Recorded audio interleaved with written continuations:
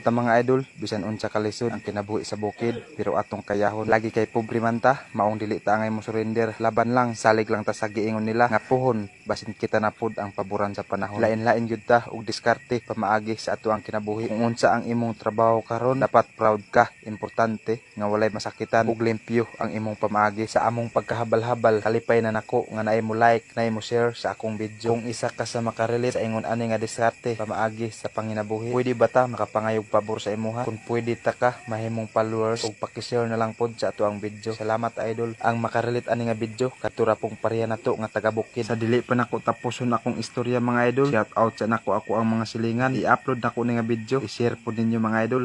Salamat.